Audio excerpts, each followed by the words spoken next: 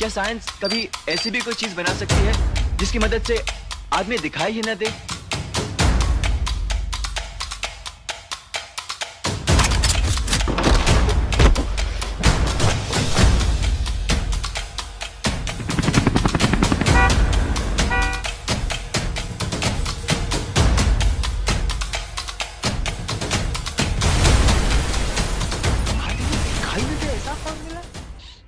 क्या अरुण ने की चोरी? क्या डॉक्टर साकेत ही है घड़ी का असली हकदार? क्या करेगा आरव घड़ी के साथ?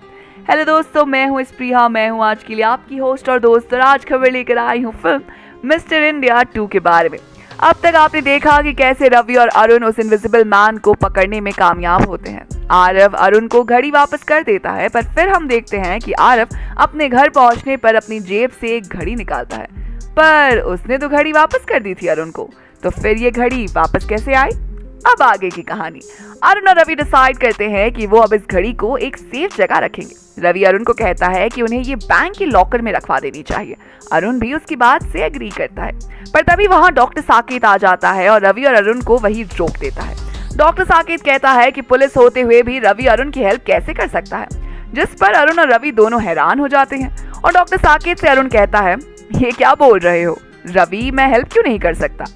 जिस पर डॉक्टर साकेत कहता है, क्योंकि तुम चोर हो। ये सुनकर रवि और अरुण दोनों हैरान हो जाते हैं। उन्हें समझ नहीं आता कि डॉक्टर साकेत आखिर कह क्या रहा है। तब साकेत बताता है कि उन्हें जो भी समझना है वो अब उनका वकील ही बताएगा।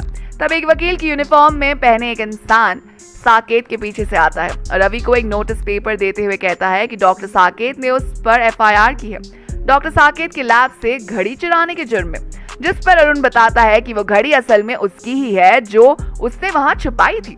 जिस पर साकेत रिप्लाई करता है, अगर वो घड़ी तुम्हारी थी तो तुमने अपने घर में क्यों नहीं छुपाई? कोई भी इंसान अपनी इतनी कीमती चीज को किसी और के घर में क्यों छुपाएगा?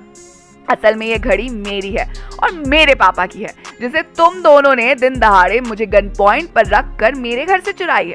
अरुण गुस्से में आ जाता है और कहता है, ये बेबुनियाद इल्जाम है साकेत, तुम जानते हो ये घड़ी मेरे पिता की बनाई इन्वेंशन है और अब मेरी है। तुम अच्छी तरह से जानते हो उस दिन क्या हुआ था। पहले तुमने गोली हम पर तानी थी, फिर ये बेबुनियाद इल्जाम हम पर लगाकर क्या साबित करना चाहते हो? साकेत कहता है, बेबुनियाद इल्जाम नहीं, सच है ये। इस घड़ी पर मेरा और मेरे पिता का हक है। तुम तो ये भी नहीं जानते कि ये घड़ी काम कैसे करती है, तो भला इस पर तुम्हारा हक कैसा?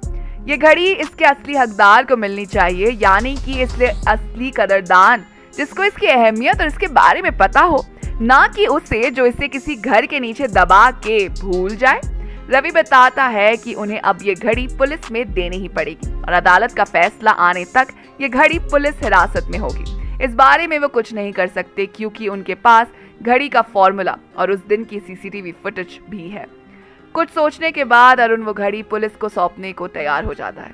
दूसरी तरफ आरव अपना बैकपैक लिए घर की खिड़की से रात के अंधेरे में घर से छुपाते हुए निकलता है और घर से निकलते ही इनविजिबल वॉच को अपने कलाई पर बांध लेता है। उसका मिशन है अपने पापा को खोजना, जो कि लैब से गायब हो चुके थे और पुलिस ने इसे क्लोज एंड शट केस समझकर बंद कर दिया था। पर आरव को अपने पिता की गुमशुदगी का पता लगाना था और यही सोचकर वो घर से निकल जाता है। क्या ढूंढ पाएगा आरव अपने पिता को? क्या अरुण खो देगा घड़ी पर से अपना हक? इस पर अपने व्यूज हमें कमेंट सेक्शन में जरूर बताइएगा। साथ ही दोस्तों, अगर आपको वीडियो पसंद आई हो तो इसे लाइक कीजिए, दोस्तों के साथ शेयर कीजिए और फिल्मी दुनिया से जुड़े रहने के लिए सब्सक्राइब कीजिए हमारे चैनल बॉलीग्राफ स्टूडियोज को।